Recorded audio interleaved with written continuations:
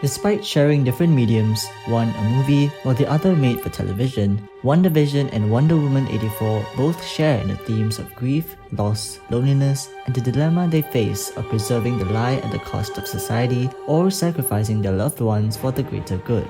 They're both intentionally lighter on action and heavier on emotion, but one is so much better received from critics and audiences alike, while the other remains in a disappointment dumpster in the eyes of a good majority of moviegoers. So why is that the case?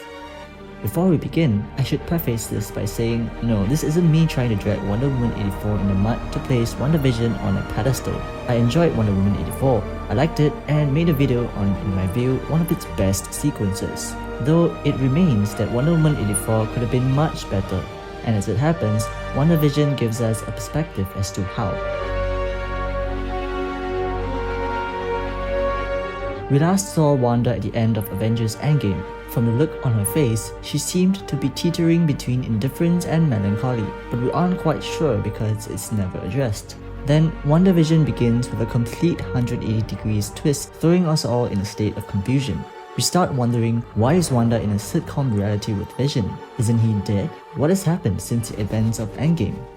But the show is smart to reserve the answers, dropping references and possible hints, maintaining the intrigue. The whole process of unraveling this mystery is a slow burn. We gradually piece together a piece in bits through commercials, reality disruptions, even in the things said. That makes it a notch more intriguing, and thus we are invested in her story. We can guess that she's probably suffering from grief or trauma and is currently in denial. But we have yet to find out the severity of her grief and how much of a mess her past was. Wonder Woman 84 on the other hand is largely derivative. There's little to go around when it comes to intrigue. That is fine by me, as that wasn't what I was expecting anyway. However, from the beginning, the film posits itself as more spectacle rather than introspection, even though it was actually meant to be centered around morality and emotion as stated by the director and clearly seen in the finale.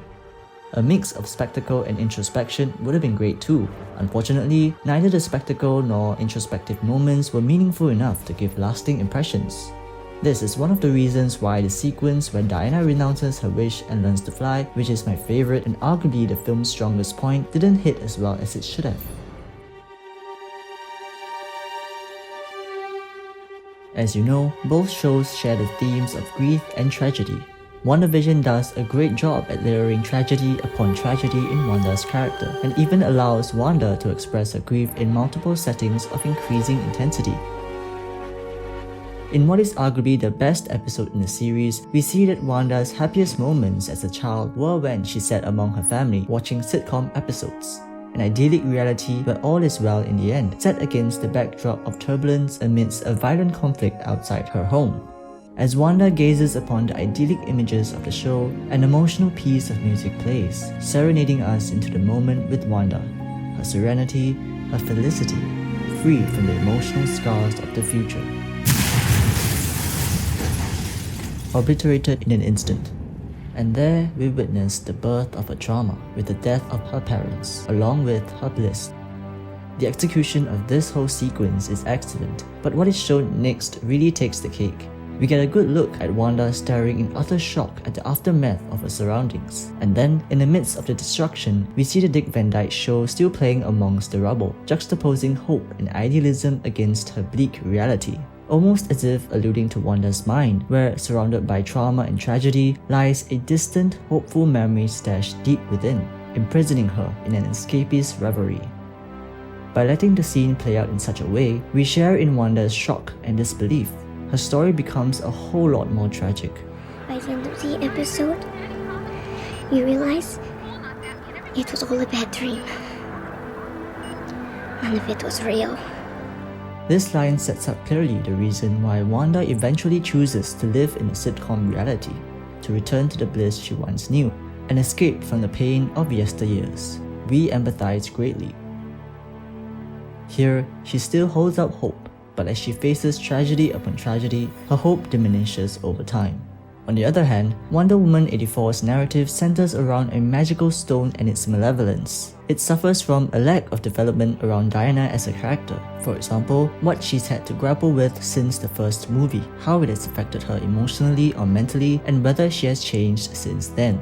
As a reminder, the first movie was set in 1918, so that's 66 long years. This film missed an opportunity to do flashback scenes with Steve prior to his death, so Diana's relationship could be further developed with the real Steve, or maybe even some scenes with his assistant Etta Candy, whom she probably spent many years with. Those scenes could have accentuated Diana's grief and loneliness in the present day after they've both passed on. All we really got before the emotional climax of the movie is a shot of her staring at an airplane, probably remembering Steve, and her wishing for Steve's return. This missed opportunity cheapens Diana's character and the emotional impact of the sequence where Diana renounces her wish.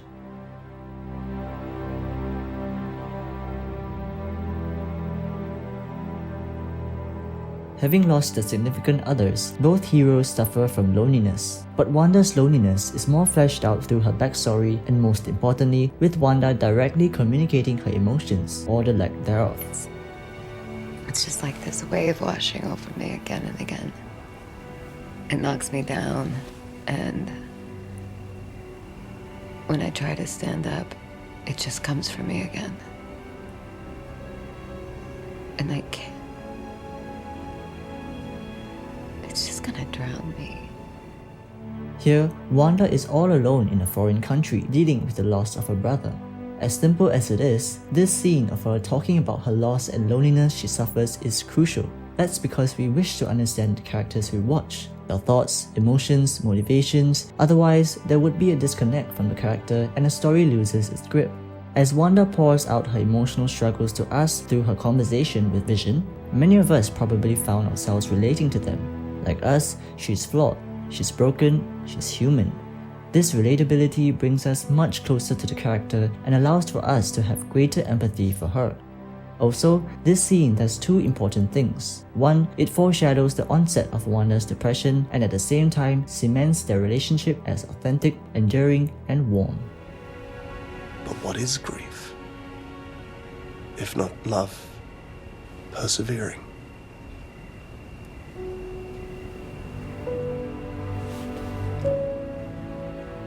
Since then, Vision has been her pillar of strength, so having to make the ultimate sacrifice undoubtedly inflicted an indescribable pain onto her. She's lost another loved one.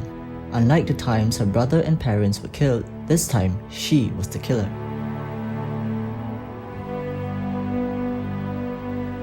Now she's all alone again. She merely requests for a bureau. Closure, that's all she seeks. Wanda sees Vision's corpse for the second time since Infinity War, but this time horridly dismembered. It is hard enough to see the corpse of a loved one, what's more one that's been torn apart. She is seen to be shocked, revisiting her trauma, trembling all over. We get a hint of the trauma and grief within that she's held in for so long. Confirming the reality that Vision is indeed gone, Wanda leaves the vicinity and travels to Westview. She looks around at the town she was supposed to live in with Vision. The memories of Vision and the pain of the life unlived becomes overwhelming for Wanda. She completely breaks down, creating the hex in an influx of emotions. What's excellent about this timeline of events is that we witnessed Wanda suppressing her emotions, trying her best to maintain her composure, then gradually losing control up until the moment she completely breaks down. This entire episode's revelations, for one, her traumatic past, and two, her emotional torment, culminates in the climactic creation of the hex. By then, we have more than enough to understand her situation, and we empathize. This is opposed to Wonder Woman 84, where the only time Diana communicates her loneliness, and only briefly, is in this scene. I want you. Why for once can't I just have this one thing, Steve, this one thing? It really pales in comparison. Again, I must reiterate that the sequence before Diana renounces her wish was the only scene which was authentic in communicating her pain and suffering, which is why I liked it so much. But even then, it falls short. Such a scene should have been built upon earlier, not as a brief mention, and definitely not through ambiguous plain gazing. Imagine if we had gotten a scene where she visits Steve's grave, unable to move on, or flashback to a warm memory with Steve, juxtaposing her loneliness in the present, or at least a scene where she verbalizes her loneliness to Barbara.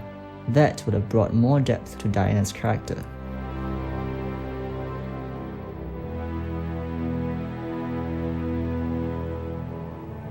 To be able to root for a hero, we need to understand their intentions. Wanda was oblivious to the fact that she was hurting the people of Westview. Her intention was never to create the Hex or puppeteer Vision, but in her breaking point, she lost control.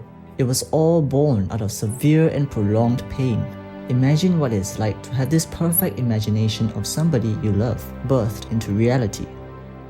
A second chance at a life unlived. That is everything Wanda is experiencing for the first time in this scene.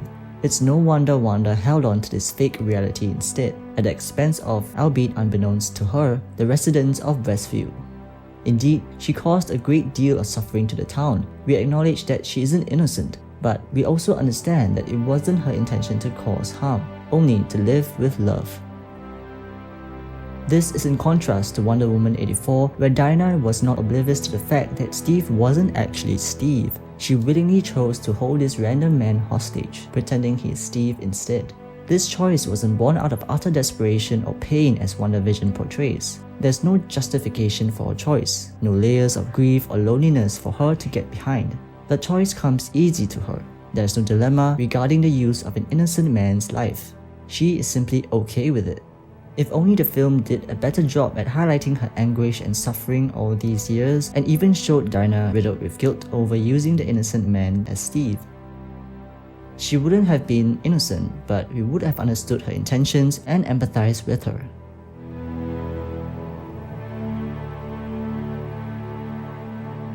For us to understand intentions, desire is key. Desire builds characters that feel human.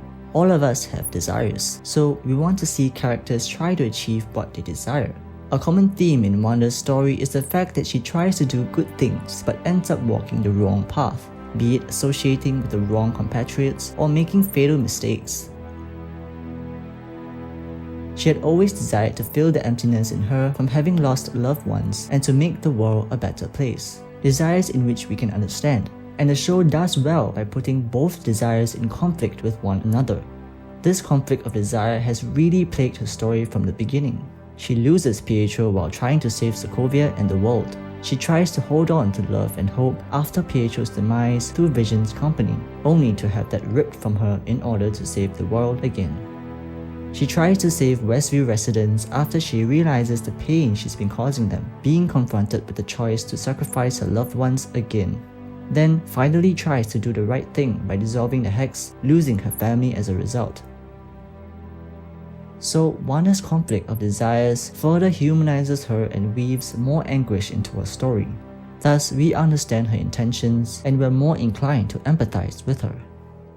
In Wonder Woman 84, it is clear Diana desires love and companionship with Steve, but again, the extent of her desire is unclear because the film does a poor and rather brief job at highlighting Diana's loneliness and grief. So even though Diana faces the dilemma to save the world or live with Steve, it seems to be a no-brainer decision for her to pick the former, simply because, for one, it's not really Steve, and for another, the conflict of desires isn't built up to be as compelling. In conclusion, WandaVision better expands the themes of grief, loneliness, and tragedy, clearly outlining our hero's intentions, and together with a prolonged conflict of desire, sets up for an intense climax fusing emotion and spectacle, forming a memorable character arc. And that is why WandaVision succeeded where Wonder Woman 84 failed. Thank you guys for watching. I hope you enjoyed this video. See you again soon. Bye!